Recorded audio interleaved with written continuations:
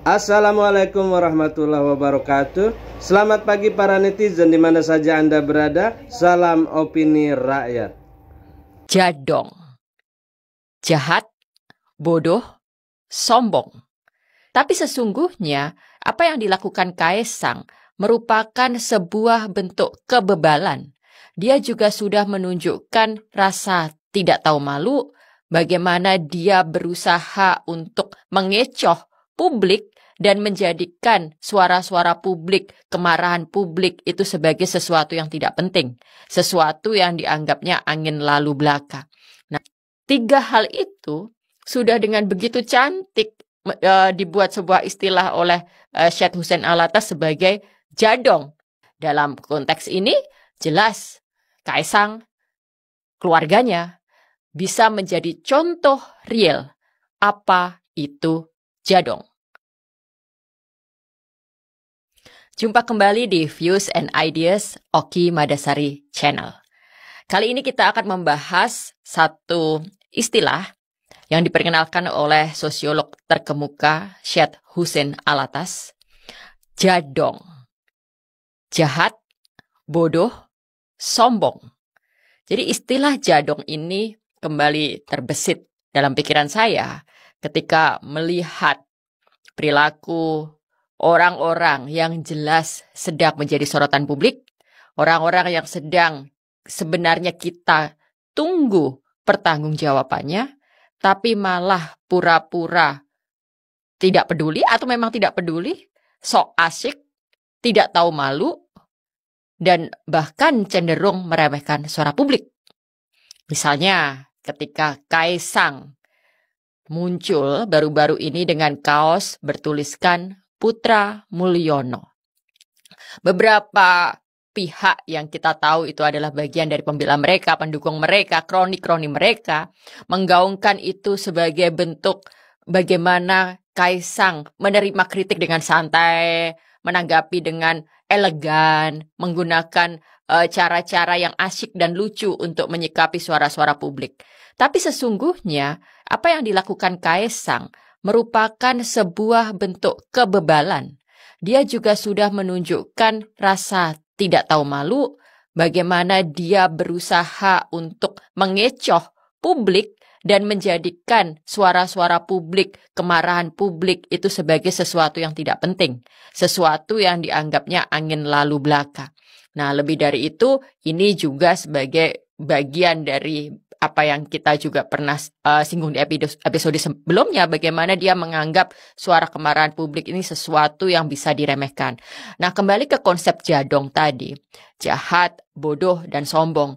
Ketika kita mendengar kata jahat, bagaimana kita mengukur kejahatan seorang politisi, tokoh publik, pejabat publik? Jahat di sini adalah bentuk bagaimana seorang pejabat publik menyalahgunakan kewenangannya. Ketika seorang presiden, seorang menteri, seorang pejabat menggunakan kewenangan yang dimiliki, jabatan yang dimiliki untuk memperkaya diri sendiri, untuk memperkaya keluarganya, untuk memperluas kekuasaan dan sama sekali tidak diniatkan untuk kebaikan rakyat, itu jelas dia jahat. Nah, lalu yang kedua, ketika kita mendengar jadong, lalu yang kedua adalah bodoh. Apa itu bodoh di sini? Nah, ini kaitannya dengan capability. Kaitannya dengan kemampuan seseorang dalam mengambil keputusan.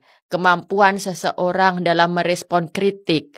Kemampuan seseorang dalam menyikapi persoalan berbangsa dan bernegara.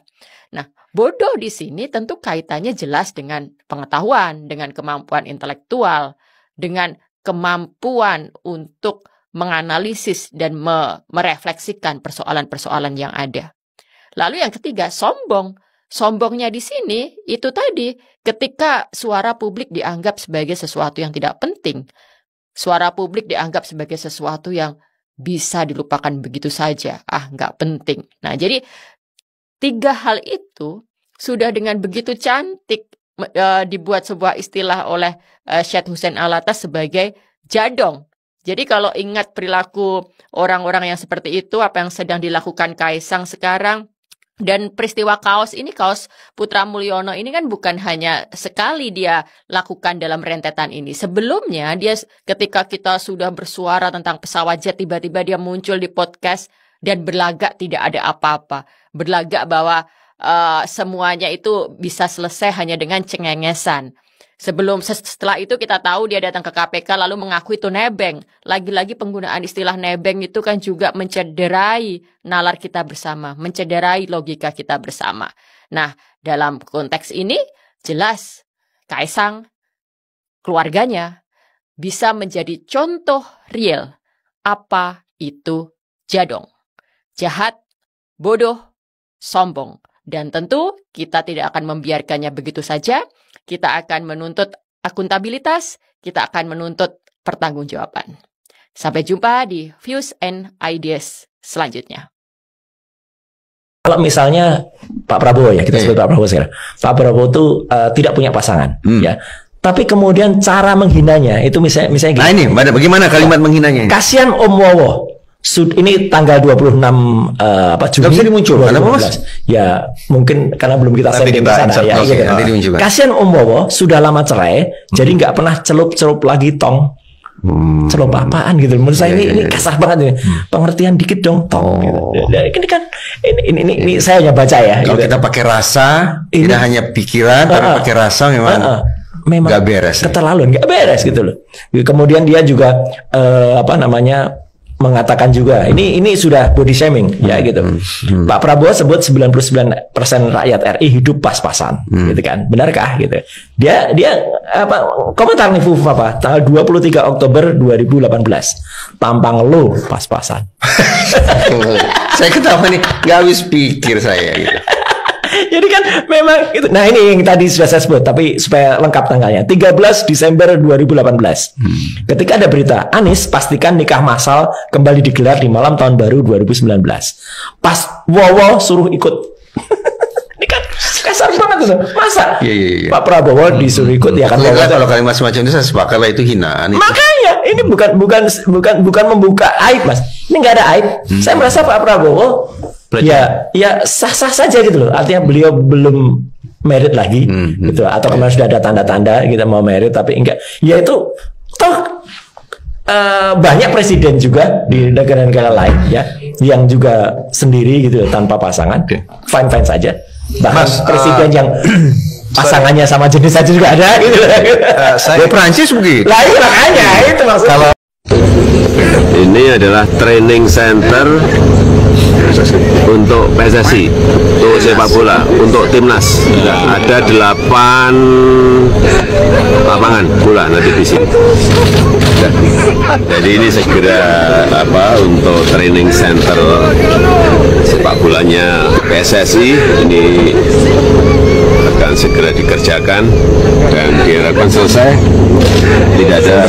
tidak lebih dari 1 tahun, dan ini akan dibiayai oleh FIFA, menunjukkan bahwa kepercayaan internasional, kepercayaan FIFA terhadap IKN Nusantara ini.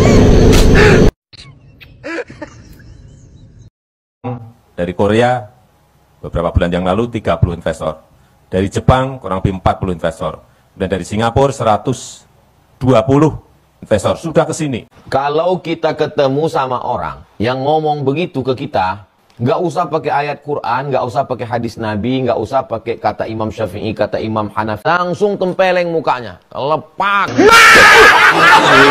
kaget.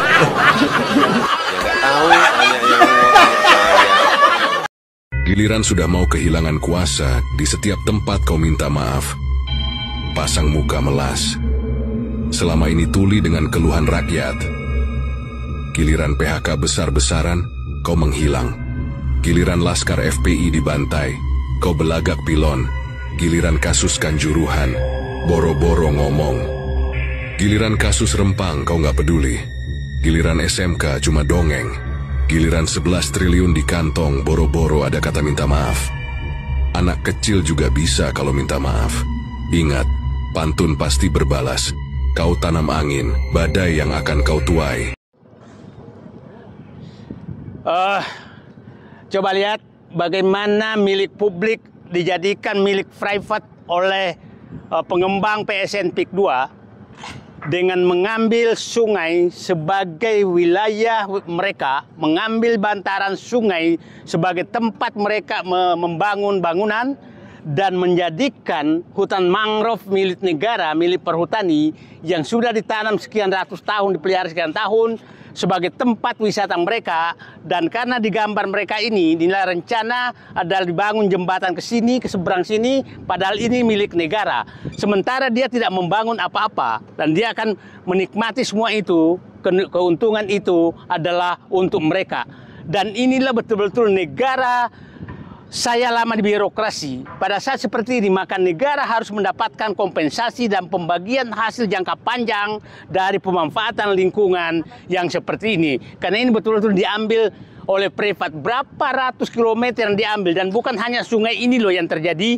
Ada sungai Sisadane, sungai Dadap, sungai Kohot, berbagai sungai, bantaran sungai yang ada di wilayah PSN PIK 2, semua sepertinya akan seperti ini, diambil bantarannya untuk dikuasai dan dijual. Dan inilah wilayah yang sangat mahal harganya, ini di atas 30 juta per meter. Nah, dijual oleh mereka karena dia menjual lingkungan. Dan kepada menteri yang mengeluarkan izin bahwa ini Eco City bagi mereka dengan memanfaatkan aset negara untuk keuntungan mereka. Ini menurut saya, ini harus diaudit kebijakan ini, dan semua yang terlibat menyerahkan aset negara itu tidak boleh hidup bebas dengan menikmati menyerahkan aset negara ini kepada pengembang. Ini di depan mata kita sangat jelas, bantaran sungai diambil, sungai dikuasai, dan lingkungan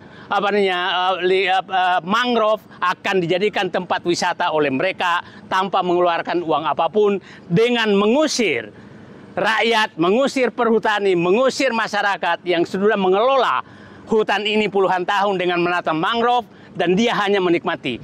Kurang biadab apa kalian terhadap bangsamu? Terima kasih. Mantap endingnya. Halo Sobat PIK 2, pada hari ini saya Stacy sedang berada di River Safari Singapura. Nah, nantinya di PIK 2 akan ada kawasan seperti ini, tapi tentu lebih berbeda dan lebih menarik. Mengapa? Karena di PIK 2 akan ada mangrove safari pertama di Indonesia dan menjadi yang terbesar karena hutan mangrove-nya di kawasan seluas kurang lebih 160 hektar.